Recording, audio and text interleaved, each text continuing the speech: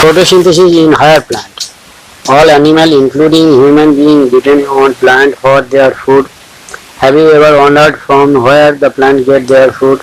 Green plant, in fact, have to make or rather synthesize the food they need, and all other organisms depend on them for their needs. The green plant make or rather synthesizes the food they need through photosynthesis and are therefore called autotrophs. You have already learned that autotrophic nutrition is found only in plants, and all other organisms that depend on the green plant for food are heterotrophs. Green plants carry out photosynthesis, a physico-chemical process by which they use light energy to drive the synthesis of organic compounds. Ultimately, all living form on Earth depends on sunlight for energy. The use of energy from sunlight by plant doing photosynthesis is the basis of life on Earth. Photosynthesis is important due to two reasons. It is primary source of all food on Earth. It is also responsible for release of oxygen into the atmosphere by green plant. Have you ever thought what would happen if there were no oxygen to breathe? This chapter focuses on the structure of the photosynthetic machinery and the various reactions that transform light energy into chemical energy. What do we know? Let us try to find out what we already know about photosynthesis. Some simple experiments you may have done in earlier classes have shown that chlorophyll, green pigment of the leaf, light and carbon dioxide are required for photosynthesis to occur. You may have carried out the experiment to look for starch formation in two leaves, a variegated leaf or a leaf that was partially covered with black pepper and exposed to light. On testing these leaves for presence of starch, it was clear that photosynthesis occurred only in green part of the leaf in presence of light. Another experiment you may have carried out where a part of leaf is enclosed in a test tube containing some potassium hydroxide soaked cotton which absorbed carbon dioxide while the other half exposed to air. The setup then placed in the light for some time. On testing for the presence of starch later in the two parts of the leaf, you must have found that the exposed part of the leaf tested positive for starch while the portion that was in the tube tested negative. This showed that carbon dioxide was required for photosynthesis. Can you explain how this conclusion can be drawn? Early experiment. It is interesting to learn about those simple experiments that led to a gradual development in our understanding of photosynthesis. Jessup Pistole performed a series of experiments that revealed the essential role of air in the growth of green plant. Pistole, you may recall, discovered oxygen in 1774. Pistole observed that a candle burning in a closed space, a bell jar, soon get extinguished. Similarly, a mouse would soon suffocate in a closed space. He concluded that a burning candle or an animal that breathed the air both somehow damage the air, but then he placed a mint plant in the same bell jar. He found that the mouse stayed alive and the candle continued to burn. Pistole hypothesized as follows: plant restored to the air whatever breathing animal and burning candle removed. Can you imagine how Pistole would have conducted the experiment using a candle and a plant? Remember, he would need to rekindle the candle to test whether it burns after a few days. How many different ways can you think of to light the candle without disturbing the setup? Using a similar setup as the one used by Pistolet, but by placing it once in the dark and once in the sunlight. Jan Inge's house showed that sunlight is essential to plant process that somehow purify the air fouled by burning candle or breathing animal. Inge's house, in an elegant experiment with an aquatic plant, showed that in bright sunlight small bubbles were formed around the green part of, while in the dark they did not. Later he identified these bubbles to be oxygen. Hence he showed that it is only the green part of the plant that could release oxygen. It was not until about 1854 Julius von Sachs provided evidence for production of glucose when plants grow. Glucose is usually stored as starch. His later studies showed that the green substance in plant chlorophyll, as we know it now, is located in special bodies later called chloroplast within the plant cell. He found that green parts in plant is where glucose is made, and that the glucose is usually stored as starch. Now consider the interesting experiment done by T.W. Engelmann. Using a prism, he split light into its spectral component of aerobic bacteria component and then illuminate a green alga cladophora placed in a suspension of aerobic bacteria. The bacteria was used to detect the site of oxygen evaluation. He observed that the bacteria accumulated mainly in the region of blue and red light of the split spectrum. The first action spectrum of photosynthesis was thus described. It resembled roughly the absorption spectra of chlorophyll A and B. By the middle of the 19th century, the key features of plant photosynthesis are known. Namely, the plant could use light energy to make carbohydrate from carbon dioxide and water. The empirical equation representing the total process of photosynthesis for oxygen evolving organism was then understood as carbon dioxide plus water by light CH2O plus O2, where CH2O represented a carbohydrate, example glucose, a 6-carbon sugar.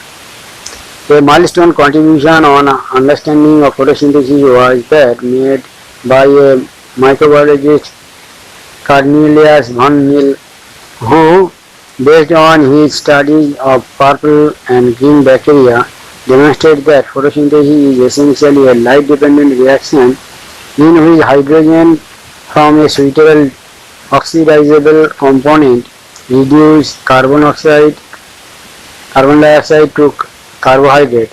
This can be expressed by 2H2A plus carbon dioxide by light 2A plus CH2O plus H2O. In green plant, H2O is the hydrogen donor and is oxidized to oxygen. Some organisms do not release oxygen during photosynthesis. When H2A is instead in the hydrogen donor for purple and green sulfur bacteria, the oxidation product is sulfur or sulfate depending on the organism and not oxygen. Hence, he interfered that the oxygen evolved by the green plant comes from hydrogen water, not from carbon dioxide. This was later proved by using radio isotope technique. The correct equation that would represent the overall process of photosynthesis is therefore 6. Carbon dioxide plus 12 water by light C6H12O6 plus 6H2O plus 6O2, where C6H12O6 represents glucose. The oxygen released is formed from water. This was proved using radioisotope technique. Note that this is not a single reaction but description of a multi-step process called photosynthesis. Can you explain why 12 molecules of water as substrate are used in the equation given above? Where does photosynthesis take place?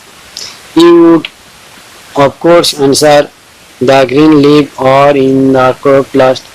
Based on what you earlier read in chapter 8, you are definitely right. Photosynthesis does not take place in the green does take place. Photosynthesis does take place in green leaves of plant, but it does not show also in other green parts of plant. Can you name some other parts where you think photosynthesis may occur?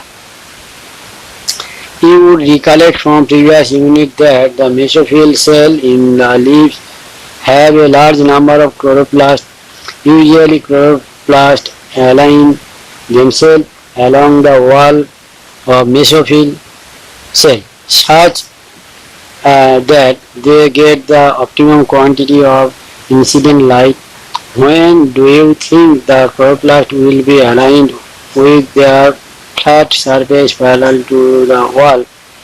When would they be perpendicular to the incident light? You studied the structure of chloroplast in chapter 8.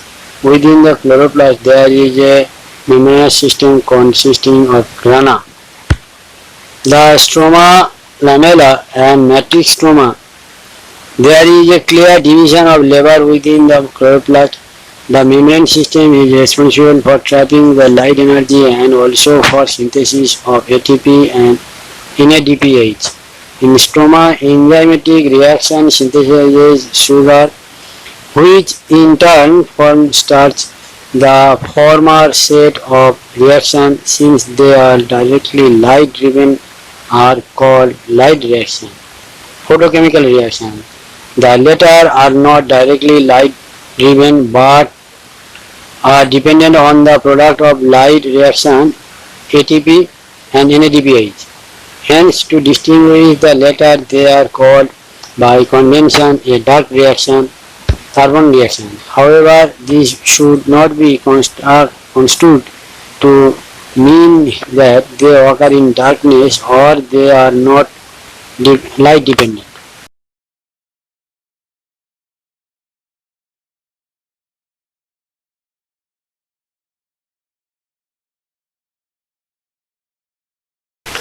How many types of pigment are involved in photosynthesis? Looking at plant, you have ever wondered why and how there are so many shades of green in their leaves? Even in the same plant, we can look for an answer to these questions by trying to separate the leaf pigment of any green plant through paper chromatography. A chromatographic separation of the pigment shows that the color that we see in leaves is not due to single pigment but due to four pigments: chlorophyll A, bright or blue-green in the chromatogram; chlorophyll B, yellow-green; xanthophyll yellow; and carotenoids yellow to yellow-orange. Let us now see what roles various pigments play in the photosynthesis. Pigments are substances that have an ability to absorb light at specific wavelength. Can you guess which is the most abundant plant pigment in the world? Let us study the graph showing the ability of chlorophyll A pigment to absorb light of different wavelength. Of course, you are familiar with the wavelength of the visible spectrum of light as well as the visual.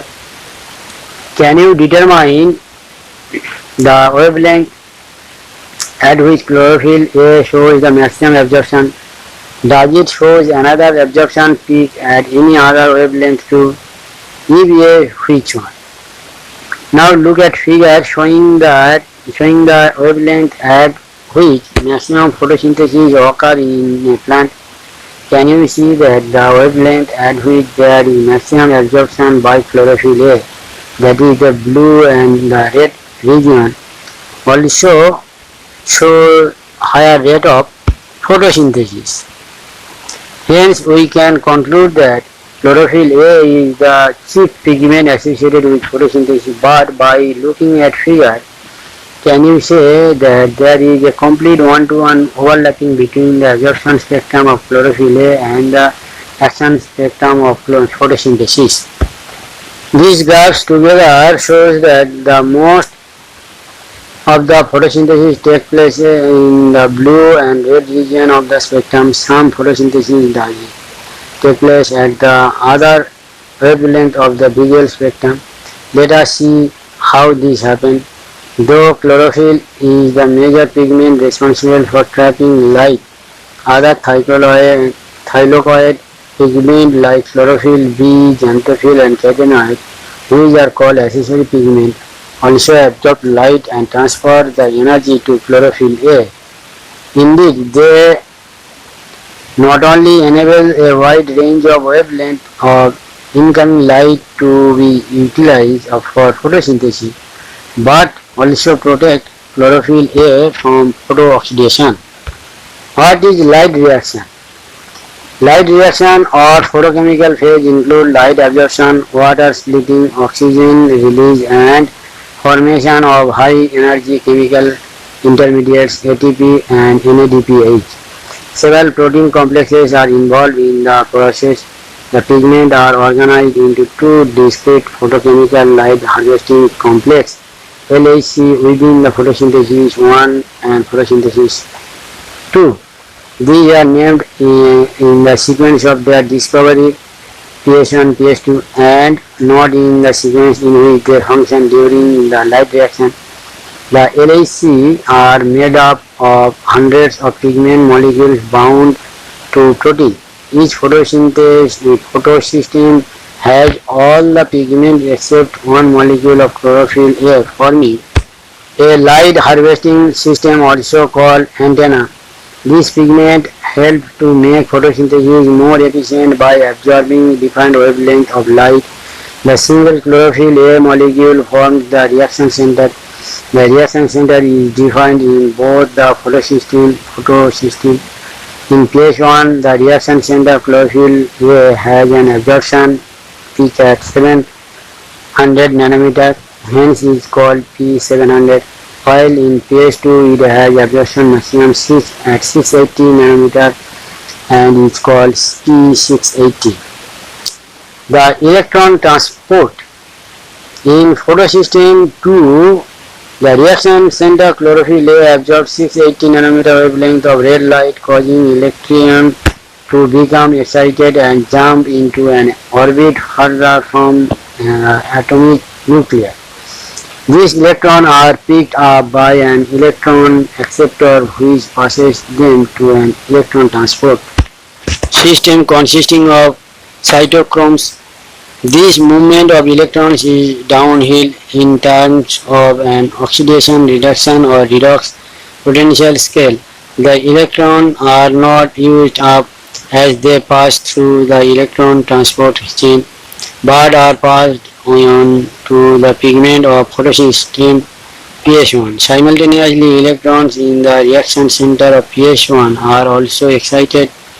When they receive red light of wavelength 700 nanometer and are transferred to another acceptor molecule that has a greater redox potential, these electrons then are moved downhill again, this time to a molecule of energy-rich NADP+. The addition of these electrons reduce NADP+ to NADPH plus H ion. This whole scheme of transfer of electrons, starting from PS2 uphill to acceptor, downhill the electron transport chain to PS1, excitation of electrons and transfer or to another acceptor, and finally downhill to NADP ion, reducing it to NADPH plus H ion is called the jet stream due to its characteristic shape. This shape is formed when all the carriers are placed in a sequence on a redox potential scale. Splitting of water. You would then ask, how does PS2 supply electrons continuously? The electrons that are moved from photosystem 2 must be replaced. This is achieved by electron available due to splitting of water. The splitting of water is associated with the PS2. Water is split into two H ion, oxygen and electron. This creates oxygen, one of the net product of photosynthesis. The electron needed to replace those removed from photosystem 1 are provided by photosystem 2. 2 molecules of water transferred to 4 hydrogen ion plus oxygen plus 4 electrons. We need to emphasize here that the water splitting complex is associated with the PS2, which itself is physically located on the inner side of the membrane of the thylakoid. Then, where are the proton and oxygen formed likely to be released? In the lumen or on the outer side of the membrane. Cyclic and non-cyclic phosphorylation. Living organisms have the capability of extracting energy from oxidizable substance and store these in the form of bond energy. Special substances like ATP carry this energy in their chemical bond. The process through which ATP is synthesized by cell in mitochondria and chloroplast is named photophosphorylation. Photophosphorylation is the synthesis of ATP from ADP, an inorganic phosphate in the presence of light. When the two photosystems work in a series, first PS2 and then PS1, a process called non-cyclic photophosphorylation occurs. The two photosystems are connected through an electron transport chain as seen earlier in the jet stream. Both ATP and NADP plus H ion are synthesized by this kind of electron flow. When only PS1 is functional, then electron is circulated within the photosystem and the photophosphorylation occurs due to cyclic flow of electron. A possible location where this could be happening is in the stroma lamella. While the membrane of lamella of the grana have both PS1 and PS2, the stroma lamella membrane lack of PS2 as well as NADP reductase enzyme. The excited electron does not pass on the NADP ion, but it cycles back to PS1 complex through the electron transport chain. The cyclic flow hence results only the synthesis of ATP but not of NADP H plus H ion. Cyclic photophosphorylation also occurs when only light wavelength beyond 680 nanometer are available for excitation. Chemiosmotic hypothesis. Let us now try to understand how actually ATP is synthesized in the chloroplast. The chemiosmotic hypothesis has been put forward to explain the mechanism. Like in respiration, in photophosphorylation 2, photosynthesis 2, ATP synthesis is linked to development of a proton gradient across membrane. This time these are membrane of thylakoids.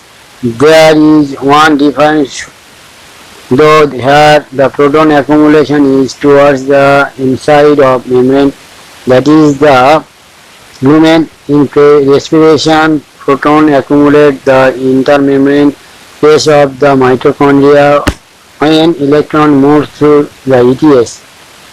Let us now understand the cause of proton gradient across the membrane. We need to consider again the process that take place during the activation of electron and their transport to determine the state that cause the proton gradient to develop. A since splitting of the water molecule takes place on the inner side of the membrane, the proton or hydrogen ion that are produced by the splitting of water accumulate within the lumen of the thylakoid.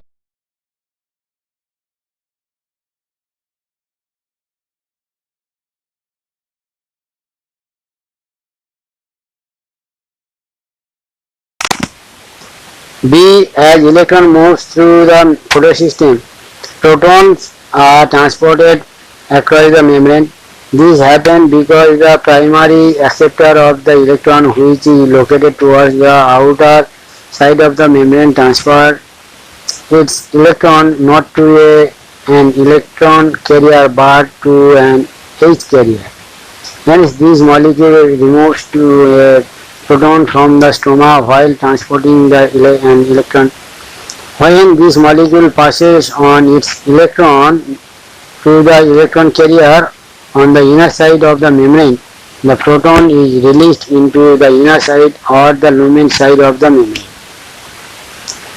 See, the NADP reductase enzyme is located on the stroma side of the membrane along with electrons that come from the acceptor of the electrons of pH1. Protons are necessary for the reduction of NADP ion to NADPH plus H ion. These protons are also removed from the stroma.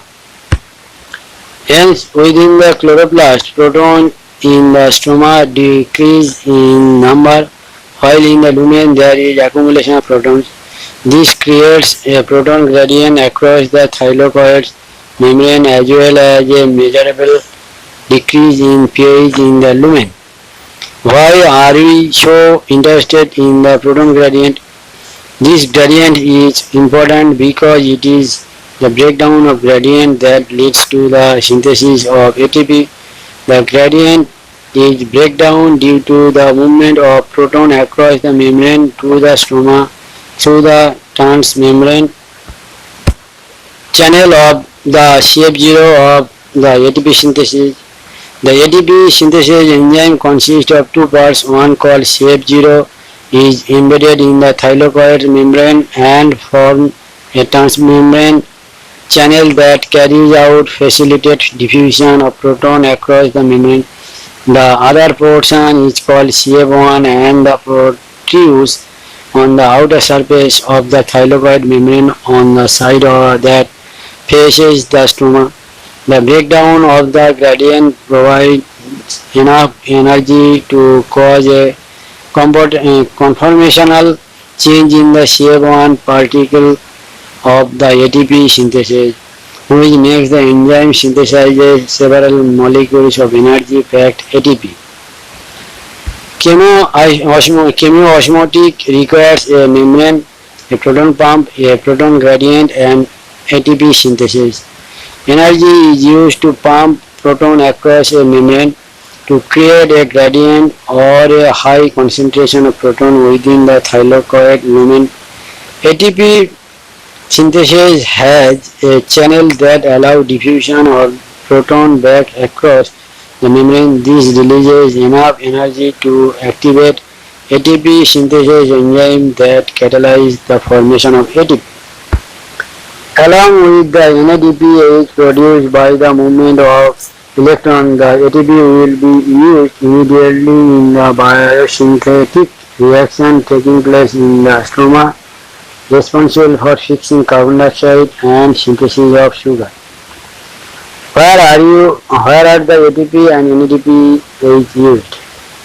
We learned that product of light reaction are ATP, NADPH and O2. Of these, O2 diffused out of chloroplast, while ATP and NADPH are used to drive the process leading to synthesis of food, more accurately sugar. This is the biosynthetic phase of photosynthesis. This process does not directly depend on the process of light, but is depend on the product of light reaction, that is ATP and NADPH. Besides carbon dioxide and water, you may wonder how this could be verified. It is simple. Immediately after light becomes unavailable, the biosynthetic process continues for some time and then stop. If then light is made available, the system start again. Can we hence say that calling the biosynthetic phase as a dark reaction in a misnomer? Discuss among yourselves. Let us now see how ATP and NADP are used in the biosynthetic phase. We saw earlier that carbon dioxide is combined with water to produce CH2O whole or sugar. It was of interest to scientists to find out how this reaction proceed, or rather what was the first product formed when carbon dioxide is taken into a reaction or fissed. Just after World War II, among the several efforts to put radioisotope to beneficial use, the work of Melvin Calvin is exemplary. The use of radioactive 14C by him is algal photosynthesis studies led to the discovery that the first carbon dioxide fixation product was a 3-carbon organic acid. He also contributed to working out the complete biosynthetic pathway. Hence, it was called Calvin cycle after him. The first product identified was 3-phosphoglyceric acid, or in short PGA. How many carbon atoms does it have?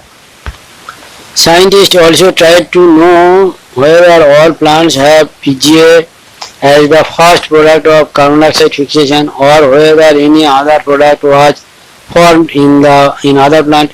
Experiment conducted over a wide range of plants led to the discovery of another group of plants where the first stable product of carbon dioxide fixation was again an organic acid, but one which had 4 carbon atoms in it. The acid was identified to be oxaloacetic acid or OAA. Since then, carbon dioxide assimilation during photosynthesis was said to be of 2 main types: those plants in which the first product of carbon dioxide fixation is a C3 acid PGA, that is C3 pathway, and those in which the first product was a C4 acid OAA, that is the C4 pathway. These two groups of plants showed other associated characteristics that we will discuss later. The primary acceptor of carbon dioxide. Let us now ask ourselves a question that was asked by the scientists who were struggling to understand the dark reaction. How many carbon atoms would a molecule have which, after fixing carbon dioxide, would have 3 carbon of PGA? The studies have very unexpectedly showed that the acceptor molecules was a 5-carbon ketose sugar, ribulose biphosphate, RUBP. Did any of you think of this possibility? Do not worry, the scientists also took a long time and conducted many experiments to reach this conclusion. They also believed that since the first product was a C3 acid, the primary acceptor would be 2-carbon compound They spent many years trying to identify a two-carbon compound before they discovered the five-carbon RUBP, the Kelvin cycle. Kelvin and his co-worker then worked out the whole pathway and showed that pathway operated in a cyclic manner. The RUBP was regenerated.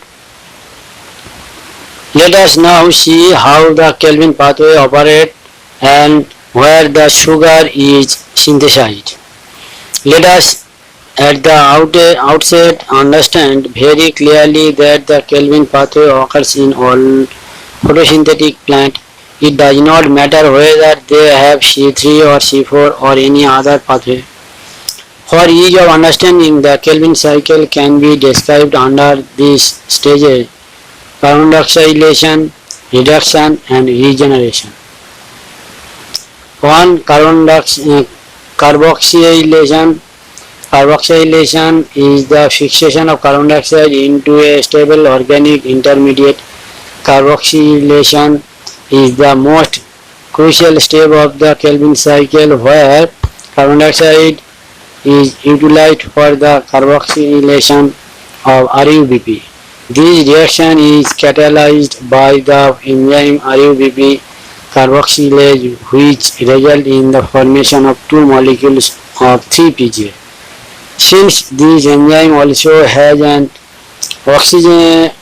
oxygenation activity, it would be more correct to call it RUBP carboxylase oxygenase, RUBIS.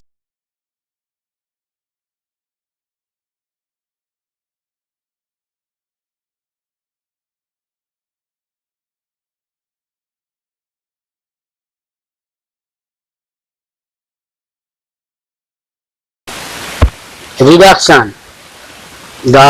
These are a series of reactions that lead to formation of glucose. The step involves utilization of two molecules of ATP for phosphorylation and two of NADPH for reduction per carbon dioxide molecule. Fifth, the fixation of 6 molecules of carbon dioxide and 6 turns of the cycle are required for formation of 1 molecule of glucose from the pathway.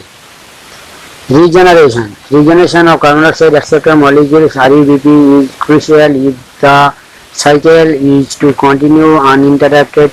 The regeneration steps require 1 ATP for phosphorylation to form RUBP. Hence, for every carbon dioxide molecule entering the Kelvin cycle, 3 molecules of ATP and 2 of NADPH are required. It is probably to meet these differences in number of ATP and NADPH used in the Dart reaction that the cyclic phosphorylation takes place. To make 1 molecule of glucose, 6 turns of that cycle are required. Working out how many ATP and NADPH molecules will be required to make 1 molecule of glucose through the Kelvin pathway. It might help you to understand all this if we look at what goes in and what comes out in the Kelvin cycle. In and out: 6 carbon dioxide, 1 glucose, 8 ATP, out 18 ATP, in 18 ATP, out 18 ADP. In 12 NADPH, out 12 NADP. The C4 pathway.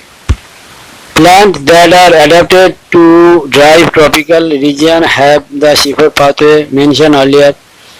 Though these plants have the C4 oxaloacetic acid as the first carbon dioxide fixation product, they used the C3 pathway or the Kelvin cycle as the main biosynthetic pathway. Then in what way are they different from C4 plant? This is the questions that you may reasonably ask. C4 plants are special. They have a special type of leaf anatomy. They tolerate higher temperature. They show a response to high light intensities. They lack a process called photorespiration, and have greater productivity of biomass. Let us understand these one by one. Study vertical section of leaves, one of a C3 plant and the other of a C4 plant. Do you notice the differences? Do both have the same type of mesophyll? Do they have similar cells around the vascular bundle sheath? The particularly large cell around the vascular bundle of C4 plant are called bundle sheath cell. The and the leaves which have such anatomy are said to have branch anatomy. Branch name means wreath and is a reflection or arrangement of cell. The bundle sheath cell may form several layers around the vascular bundle. They are characterized by having a large number of chloroplasts, thick wall impervious to gaseous exchange, and no intercellular space. You may like to cut a section of the leaves of C4 plant, maize or sorghum, to observe the current anatomy by the distribution of mesophyll cell. It would be interesting for you to collect leaves of diverse species of plant around you and cut vertical section of the leaves. Observe under the microscope, look for bundle sheath around the vascular bundle. The presence of bundle sheath would help you identify the C4 plant. Now study the pathway shown in the figure. The pathway has been named that Hatch and Slack pathway. It is again cyclic process. Let us study the pathway by listing the steps. The primary carbon dioxide acceptor is a 3-carbon molecule phosphoenol pyruvate PEP and is present in the mesophyll cell. The enzyme responsible for its fixation is PEP carboxylase or PEPcase. It is important to register that the mesophyll cell lack RUBISCO enzyme. The C4 acid, oxaloacetic acid, is formed in the mesophyll cell. It then forms the other 4-carbon compounds like malic acid or aspartic acid in the mesophyll cell itself, which are transported to bundle sheath cell. In the bundle sheath cell, these C4 acid are broken down to release carbon dioxide and a 3-carbon molecules. A 3-carbon molecule is transported back to the mesophyll where it is converted to PEP again, thus completing the cycle. The carbon dioxide released in the bundle sheath cell enter the C3 or Calvin pathway, a pathway common to all plants. The bundle sheath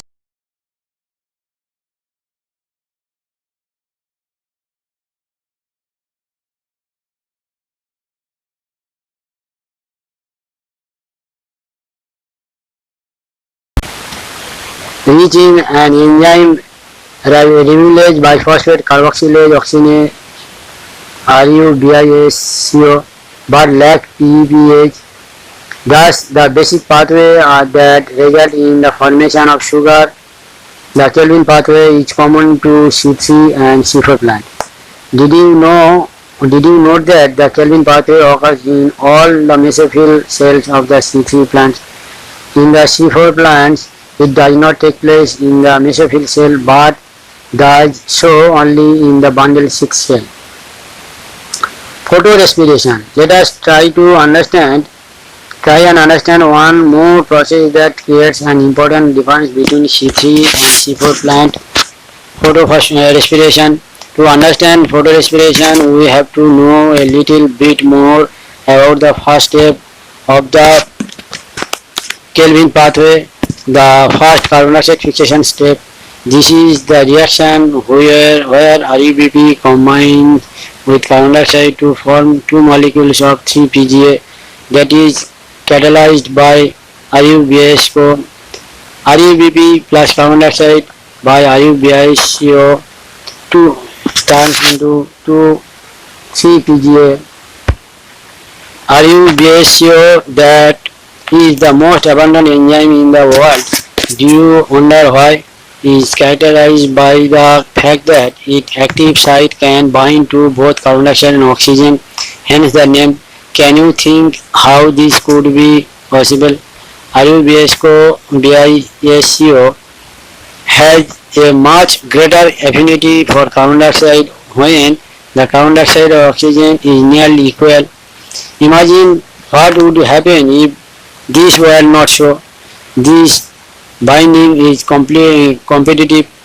It is the relative concentration of oxygen and carbon dioxide that determines which of the two will bind to enzyme.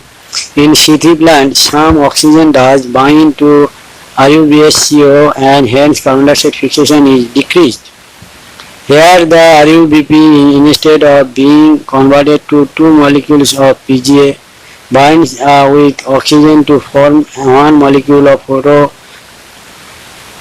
phosphoglycerate and phosphoglycolate to carbon in a pathway called photorespiration. In photorespiration pathway, there is neither photosynthesis of sugar nor of ATP, rather it results in the release of carbon dioxide with the utilization ATP. In the photorespiration pathway, there is no synthesis of ATP or NADPH. The biological function of photorespiration is not known yet. In C4 plant, photorespiration does not occur. This is because they have a mechanism that increases the concentration of carbon dioxide at the enzyme site. This takes place when the C4 acid from the mesophyll is broken down in the bundle sheath cell to release carbon dioxide. This results in increasing the intercellular concentration of carbon dioxide. In turn, this ensures that the RuBiCO functions as a carboxylase, minimizing the oxygenase activity. Now that you know that the C4 plant lacks photorespiration, you probably can understand why productivity and yield are better in this plant. In addition, this plant shows tolerance of higher temperature. Based on the above discussion, can you compare plant showing the C4 and C3 and C4 pathway? Use the table format given in and fill in the information. Factor affecting photosynthesis and understanding of the factor that affect photosynthesis is necessary. The rate of photosynthesis is very important in determining the yield of a plant, including crop plants. Photosynthesis is under the influence of several factors, both internal plants and external. The plant factor including the number, size, age and orientation of leaves, mesophyll cell and chloroplast, internal carbon dioxide concentration and the amount of chlorophyll. The plant or internal factor are dependent on the genetic disposition and growth of the plant. The external factor would include the availability of sunlight, temperature, carbon dioxide concentration and water. As a plant photosynthesis, all these factors will simultaneously affect its rate. Hence, though several factors interact and simultaneously affect the photosynthesis or carbon dioxide fixation. Usually, one factor is the major cause of and it limits the rate. Hence, at any times, at any point, the rate will be determined by the factor available at suboptimal level. When several factors affecting any biochemical process, Blackman's law of limiting factor comes into effect. This states the following: if a chemical process is affected by more than one factor, then its rate will be determined by the factor which is nearest to its minimal value. It is the factor which directly affects the process if its quantity is changed. For example, despite the presence of a green leaf and optimal light and carbon dioxide condition, the plant may not photosynthesize if the temperature is very low. These leaves, if given the optimal temperature, will start photosynthesizing. Light. We need to distinguish between light quantity, light intensity, and the duration of exposure to light. While discussing light as a factor that affects photosynthesis, there is a linear relationship between incident light and carbon dioxide fixation at low light intensities. At higher light intensities, gradually the rate does not show further increase as other factors become limiting. What is the interesting to note is that light saturation occurs at 10% of the full sunlight, hence, except for plant in shade or in dense forest, light is rarely a limiting factor in nature. Increase in incident light beyond a point causes the breakdown of chlorophyll and a decrease in photosynthesis. Carbon dioxide concentration. Carbon dioxide is the major limiting factor for photosynthesis. The concentration of carbon dioxide is very low in the atmosphere, between 0.03 and 0.04%. Increase in concentration up to 0.05% can cause an increase in carbon dioxide fixation rate. Beyond this level can become damaging over the longer period. The C3 and C4 plant respond differently to carbon dioxide concentration. At low light condition, neither group respond to high carbon dioxide condition. At high light intensity, both carbon C3 and C4 plants show increase in rate of photosynthesis. What is important to note is that the C4 plant shows saturation at about 360 microliter per liter, while C3 response to increased carbon dioxide concentration and saturation is seen only beyond 450 microliter per liter. Thus, current availability of carbon dioxide level is limiting to the C3 plant. The fact that C3 plant respond to higher carbon dioxide concentration by showing increased rate of photosynthesis leading to higher productivity has been used for some in-house crops such as tomato and bell pepper. They are allowed to grow in carbon dioxide enriched atmosphere that lead to higher yield. Temperature. The dark reaction being enzymatic are temperature controlled, though the light reaction are also temperature sensitive. They are affected to a much lesser extent. The C4 plant respond to higher temperature and show higher rate of photosynthesis, while C3 plant have a much lower temperature optimum. The temperature optimum for photosynthesis of different plants also depends on the habitat that they are adapted to. Tropical plants have a higher temperature optimum than the plant adapted to temperature climate. Water. Even though water is one of the reactant in light reaction, the effect of water as a factor is more through its effect on the plant rather than directly on photosynthesis. Water stress causes the stomata to close, hence reducing the carbon dioxide availability. Besides, water stress also make leaves wilt, thus reducing the surface area of the leaves and their metabolic activity as